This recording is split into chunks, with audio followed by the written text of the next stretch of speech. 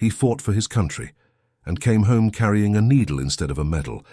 If you study how power and corruption reshape nations from the inside out, subscribe, because this is how the American underworld turned its soldiers into customers. Location and time: New York City. 1943, 11 a.m., federal agents enter a brownstone on East 107th Street. The air is thick with morphine fumes. On the table, a dozen glass vials stamped U.S. Army Medical Supply. They are not supposed to be here. Each vial was meant for military hospitals in Sicily and North Africa. Instead, they are stacked in a tenement kitchen, guarded by two men from Brooklyn's Lower East Side. By 1943, the Thompson submachine gun was no longer the Mafia's primary tool. Its replacement was quieter, the syringe. As the U.S. military expanded to fight in Europe and the Pacific, black market channels expanded with it. Inside the ports of New York, New Orleans, and Baltimore, Mafia-controlled stevedores began intercepting crates marked as medical aid, property of the U.S. Army. Federal reports from the Office of Strategic Services later confirmed the method. Dock workers replaced legitimate morphine shipments with diluted or counterfeit. Ampules' real supplies were sold back to mob-linked pharmacists or trafficked to urban street dealers. The profits were split between local mafia families, stevedore unions, and corrupt army clerks. In 1945, as soldiers returned from Europe, heroin reappeared in New York's alleys. It had almost vanished after the 1930s crackdown led by Harry Anslinger, the head of the Federal Bureau of Narcotics. But by 1946, the Bureau estimated nearly 20,000 returning veterans were using opiates. In Naples and Palermo, the U.S. Army had forged temporary alliances with Sicilian power brokers to secure control after the fall of Mussolini. Among those brokers were Calogero Vicini and Lucky Luciano, both long connected to narcotics trafficking before the war.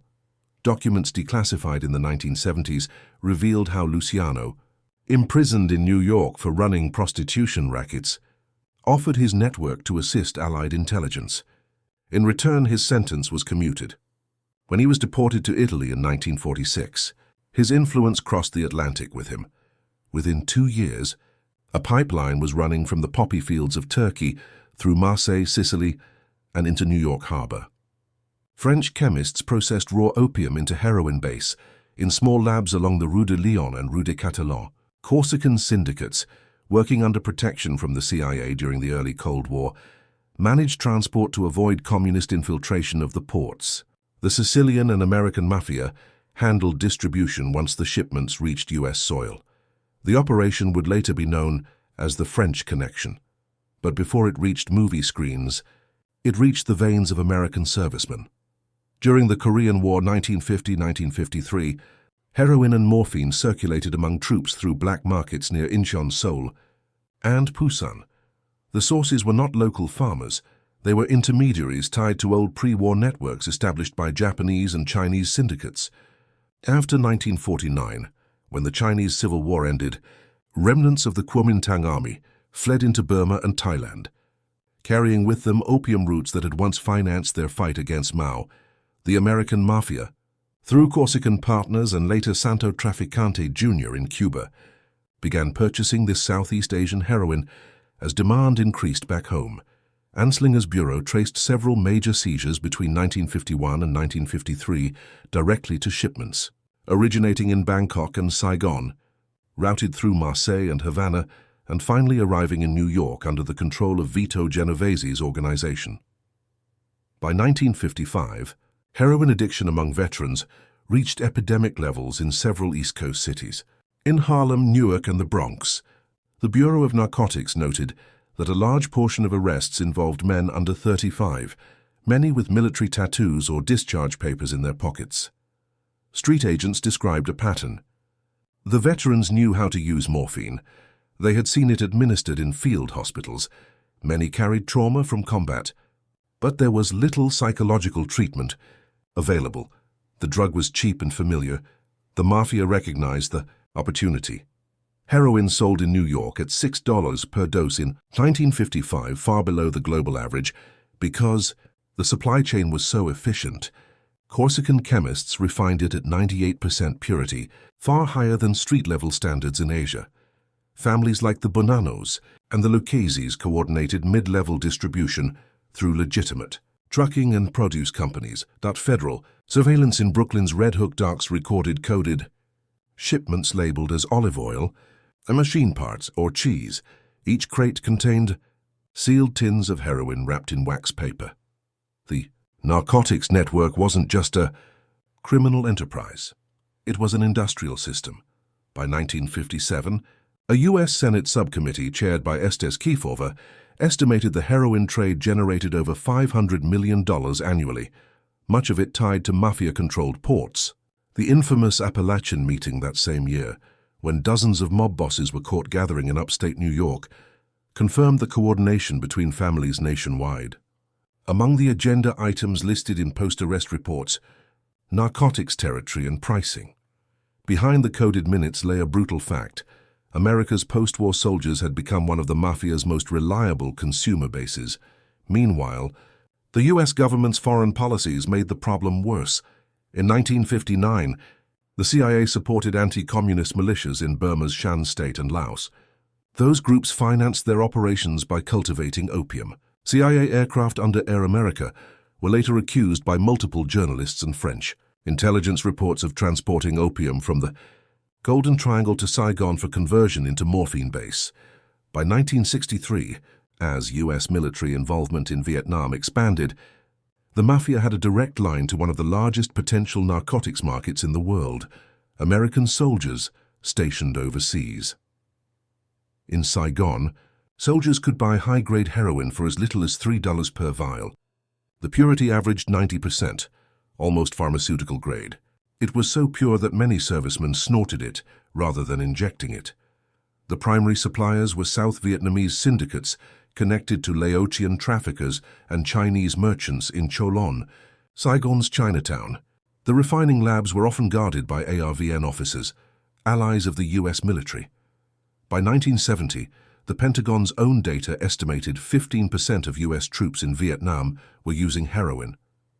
The CIA and Bureau of Narcotics had long suspected that the international pipeline was being maintained by both Southeast Asian warlords and American organized crime, still centered in New York. A 1972 report from the U.S. Senate Subcommittee on Foreign Relations, chaired by Senator Clifford Case, confirmed the connections between Golden Triangle heroin production and American consumption.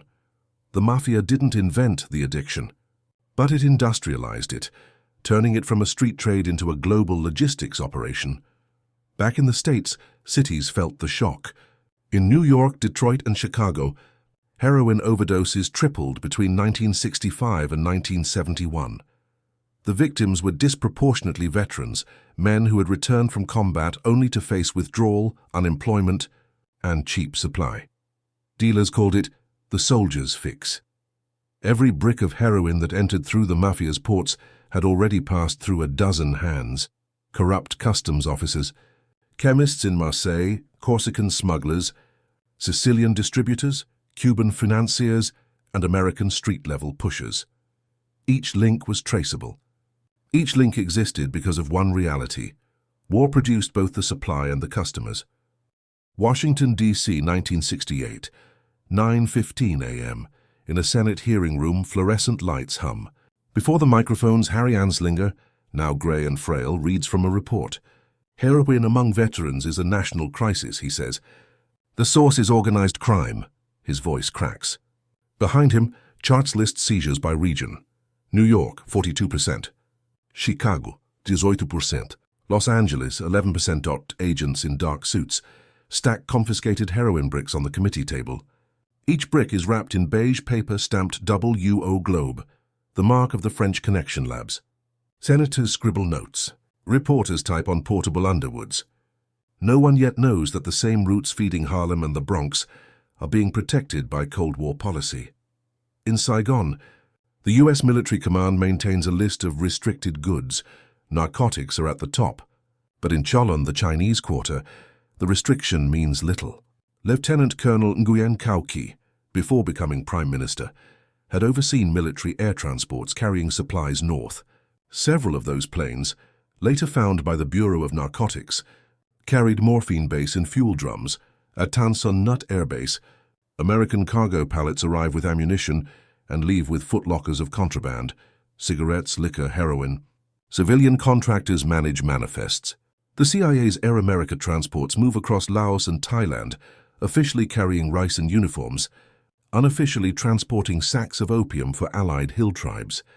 By 1969, the Golden Triangle, the junction of Burma, Laos, and Thailand, produces half the world's opium. American intelligence reports describe refineries disguised as rice mills. The refining chemicals, acetic anhydride, ether, lime, are imported legally through Bangkok and Phnom Penh under commercial licenses. The raw product leaves in canisters marked rubber, adhesive, and reaches Saigon within days. U.S. officers on R&R flights buy from local dealers at street stalls, unaware that the operation's profits are being laundered through Hong Kong banks and Cuban front companies, once used by the Mafia before Castro. In New York, Vito Genovese's successors maintain their end of the chain. The Lucchese family's garment district trucks, labeled as textile deliveries, ferry heroin from warehouses in Jersey City to distribution points in the Bronx.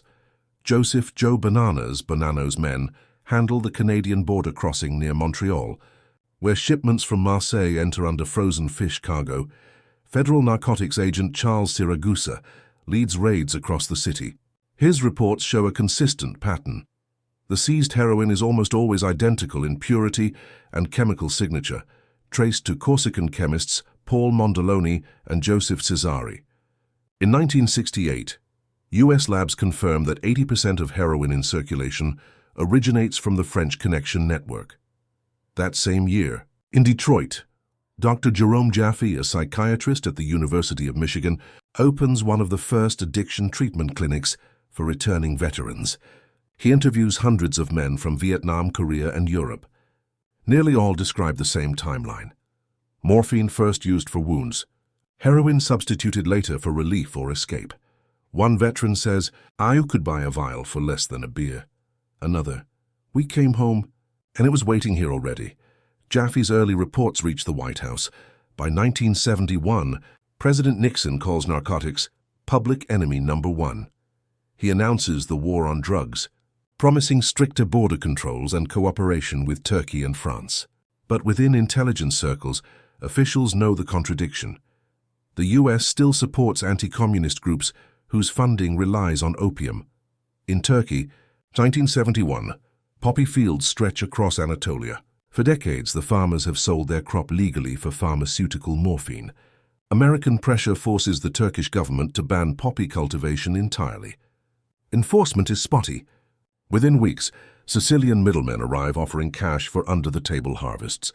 The black market rebounds instantly.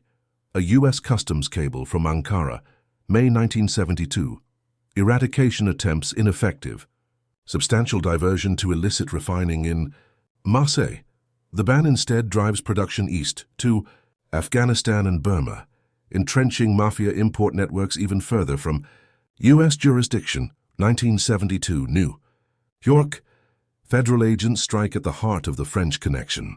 A joint operation by the BNDD, Bureau of Narcotics and Dangerous Drugs, and the NYPD leads to the seizure of over 1,100 pounds of heroin hidden in an automobile shipment warehouse on Newark Avenue. Wholesale value, $100 million. The discovery stems from a wiretap on Jean, a Corsican smuggler who used radio codes embedded in weather reports. The operation cripples the French labs, but the demand doesn't stop. Smaller refiners emerge in Palermo and Catania, financed by Gaetano Badalamenti and Michele Greco of the Sicilian Cosa Nostra.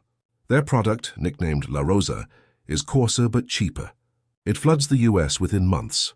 Across the Atlantic, soldiers in Vietnam continue to use. The Department of Defense's Operation Golden Flow begins testing troops for heroin before they return home. The results are startling. 15–20% of enlisted men test positive. President Nixon orders mandatory detox at overseas transit camps before repatriation. Many users go cold turkey under military supervision. Relapse rates remain high. The Mafia's business model adapts. With the French Connection broken, distribution shifts to domestic cut shops. In Brooklyn's Bensonhurst and Brownsville, small labs mix high-purity heroin with lactose and quinine to extend volume tenfold. Street purity drops but availability soars. 973, New York. Governor Nelson Rockefeller signs the Rockefeller drug laws, imposing life sentences for major possession. The crackdown backfires. Prisons overflow. Supply lines reroute through Puerto Rico and Miami under the newly emerging Traficante network. Veterans of Cuba's pre-Castro narcotics trade. By 1975, heroin use among veterans who served in Vietnam remains 5 times higher than the civilian average. The Mafia no longer needs international shipments. Domestic refiners in Chicago and Philadelphia handle production with raw opium sourced from Mexico's Sinaloa region, cultivated by families working under Pedro Aviles Perez, mentor to future cartel leaders. The United States' own demand fuels a hemispheric economy of addiction. In 1976, New York's Special Narcotics Prosecutor's Office identifies more than 300 Vietnam veterans as middle-level distributors. Many are unemployed, some suffering from PTSD. A few describe a sense of familiarity. The hustle kept the noise down. The Bureau's summary report notes, prior exposure to narcotics in combat zones correlates strongly with distribution involvement post-service. The underworld takes advantage. Anthony Fat Tony Salerno of the Genovese family manages Harlem's heroin through the 116th Street crew. Profits are laundered through construction firms, vending machine routes, and Teamsters pension investments. By 1977, the DEA replaces the old BNDD. Agents operate under stricter federal oversight, but corruption persists. Several officers in Miami and New Orleans are indicted for accepting bribes from traffickers tied to Sicilian and Cuban syndicates. Heroin purity in U.S. cities hovers around 5 to 8%, down from 98% in the French Connection era, yet overdoses climb. Users inject larger doses chasing the same effect. The Mafia's profits rise accordingly. Meanwhile, on the international front, a new alliance forms. In 1978, Italian investigators uncover links between the Sicilian Cosa Nostra and American La Cosa Nostra families in what becomes known as the pizza connection. Heroin is baked, literally, into shipments of flour and tomato paste sent from Sicily to pizzerias in the U.S. Midwest and East Coast. FBI wiretaps in Milwaukee. Chicago and New York record coded orders. 2 boxes of sauce equals 2 kilos of heroin. The network runs until 1984, when the FBI and Italian Carabinieri seize over. 600 kilograms and arrest, more than 30 mafiosi. The investigation reveals decades of coordination dating back to the post-war years. The same networks that had first used returning soldiers as buyers now use immigrant restaurateurs as couriers. Throughout this era, the numbers remain stark. By 1978, an estimated 250,000 Americans are addicted to heroin. Roughly 1/3 are veterans. Annual street revenue surpasses $10 billion, most flowing through mafia hands. The narcotics economy has matured into an institution. Wars provide supply routes. Veterans provide demand. The same machinery that once armed a nation now distributes dependency by the ton. New York City, 1979. 8:40 p.m. A yellowed streetlight flickers above East 116th Street. Under the L train, an unmarked sedan waits. Inside, D agents monitor a wire. The target is Anthony Lombardi, a courier tied to the Pizza Connection network. He enters a pizzeria carrying 2 cardboard boxes stamped Pomodoro di Sicilia. Each box hides packets of heroin wrapped in wax paper, layered beneath cans of tomato paste. When agents move in, Lombardi says nothing.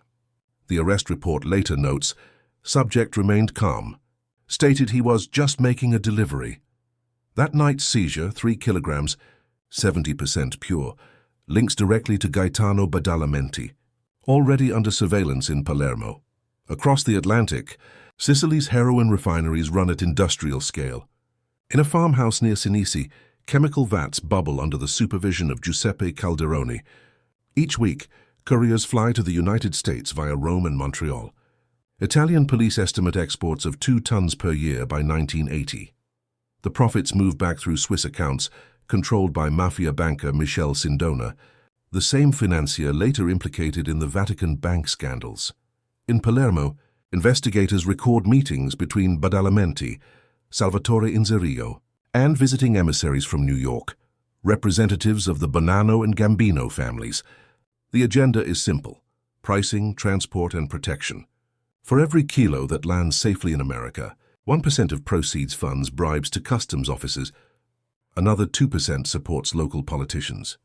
In the U.S., heroin moves through familiar corridors: Bronx housing projects, Chicago's South Side, Detroit's Cass Corridor. By 1980, the DEA estimates 500,000 active users nationwide. Nearly half of them are veterans from Vietnam, Korea, or earlier service. Federal treatment programs expand under the Veterans Administration, but waiting lists stretch for months. Street purity falls, overdose deaths climb. The Mafia no longer hides the trade. It regulates it. Couriers work on salary. Dealers follow fixed price charts. Territories are assigned like factory districts. Miami, 1981, 2:10 p.m. An aging Santo Traficante Jr., seated in a Coral Gables cafe, meets a Cuban middleman recently arrived from Panama. They discuss shipments marked industrial chemicals. The conversation is recorded by an undercover agent. Within months, heroin once routed through Marseille begins arriving via the Caribbean corridor, concealed alongside cocaine loads from Colombia. The collaboration between Sicilian Cosa Nostra and Colombian cartels marks a new phase: multinational narcotics syndicates. In Washington, the Reagan administration renews the war on drugs. Task forces combine DEA, FBI, and customs agents. Budgets triple, but seizures barely dent supply. In 1982, a joint operation named Green Ice exposes Mafia money laundering through Las Vegas casinos and Teamsters pension funds. Investigators trace heroin profits into construction contracts, seafood import firms, and racehorse stables. A Senate report the following year lists over 200 U.S. banks identified in suspicious transfers linked to narcotics. One section reads, "Funds sourced from organized crime networks involved in heroin importation from Sicily and Thailand." Intermediaries include legitimate investment houses in New York and Zurich. Naples, 1983. Italian carabinieri raid a villa belonging to Carmine Galante's European partners. In the basement, they find steel drums of morphine-based filters and invoices, referencing U.S. agricultural machinery, a front company registered in Delaware. Samples trace back to opium harvested in the Golden Crescent, Afghanistan, Pakistan, Iran, where production had surged after the Soviet invasion of 1979. American intelligence files show that rebel groups fighting Soviet forces financed operations through opium sales. Western tolerance of those trades echoes earlier alliances in Southeast Asia. Once again, anti-communist strategy shields narcotics traffic. The pattern repeats. The Mafia connects global supply to domestic demand. The Pizza Connection trial begins in federal court. 35 defendants sit behind bulletproof glass. Evidence fills 80 boxes. Financial ledgers, coded telegrams, seized heroin. Assistant U.S. Attorney Louis Freeh tells jurors, "This is the most extensive heroin network ever uncovered." The trial lasts nearly 2 years. Verdicts, multiple life sentences. Yet during the proceedings, DEA field divisions note that street availability does not decline. Smaller groups immediately fill the gap. The Colombo and Lucchese remnants, aided by Neapolitan Camorra contacts using commercial fishing fleets. The supply chain proves self-repairing. Veterans' hospitals report heroin relapse among aging Vietnam vets. Many live in public housing. Some draw disability checks spent on narcotics. The Federal Urine Monitoring Program finds heroin metabolites in over 12% of male VA outpatients. Congressional hearings attribute the persistence of addiction to the durability of the underworld supply apparatus. By now, the American Mafia has diversified. Construction kickbacks, casino skims, and drug importation intertwine. Heroin remains the most profitable. A 1987 IRS estimate, $30 billion annually from narcotics distribution, dwarfing revenue from traditional rackets. Organized crime has effectively industrialized chemical dependency. Palermo, 1987-1992. The Maxi trial, Italy's largest mafia prosecution, convicts 338 defendants. Among the exhibits, correspondence between Sicilian bosses and American family heads, detailing narcotics quotas and shipment schedules. One telegram seized from Salvatore Riina's compound reads, "Heroes of America feed the streets, keep supply steady. Prosecutors." Presented as shorthand for the veterans-driven demand that sustained the trade. When Judge Giovanni Falcone testifies before U.S. delegations, he warns, "You fight the dealers, we fight the bankers." The same money fuels both wars. Falcone is assassinated in 1992, his colleague Paolo Borsellino 2 months later. Their deaths mark the end of the Mafia's open era, but not of its profits. In the United States, the heroin routes gradually shift west. Mexican networks replace Sicilian importers. By the mid-1990s, heroin in Los Angeles and Houston comes almost entirely from the Sinaloa and Guadalajara cartels, descendants of the poppy farmers once. Financed by American syndicates in the 1950s, the Mafia withdraws from frontline trafficking, but continues laundering proceeds through shell corporations. And Union's federal analysts note the irony. The U.S. mob, born from prohibition and enriched by wars, quietly transitions into financial management for foreign suppliers. The infrastructure remains. The ports, warehouses, trucking firms, and accountants established decades earlier during the French Connection years. The Veterans Affairs Department releases a long-term study, Veterans of Vietnam.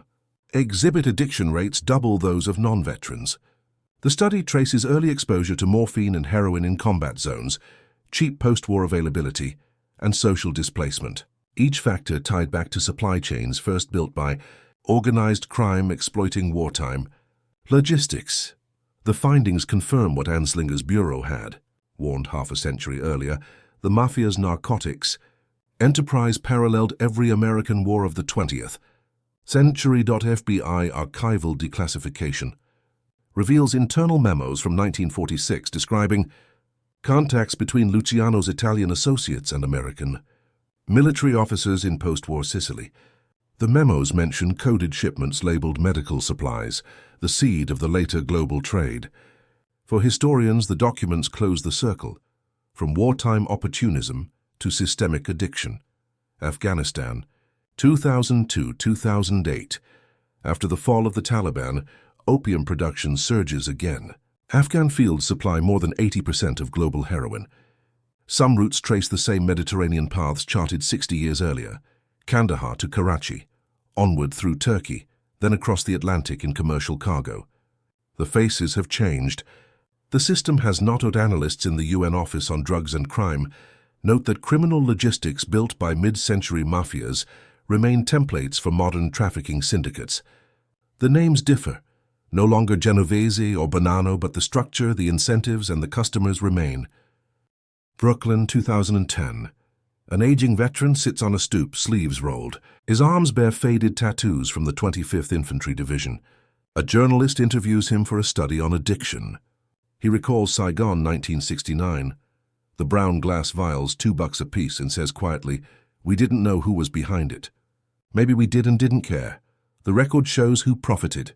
Each stage, farm, refinery, ship, dock, street, functioned under a single economic logic. Supply must match pain. The Mafia understood that formula before any policymaker did. Quantico, Virginia, 2015. At a DEA training seminar, instructors display a timeline labeled Heroin and the American Wars. The chart spans from World War II to Afghanistan. Arrows connect Sicily, Marseille, Saigon, Palermo, Miami, and Kandahar. Beneath each date, casualty numbers, military and civilian, appear beside overdose statistics. The data overlap almost perfectly. A veteran agent summarizes, "Every war leaves two trails, one of medals, one of powder."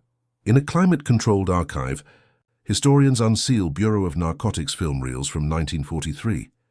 The grainy footage shows dock workers unloading crates stamped U.S. Army medical supply. The camera pans to a warehouse ledger, names half erased by time. One entry remains legible, transferred to local storage, Route 5.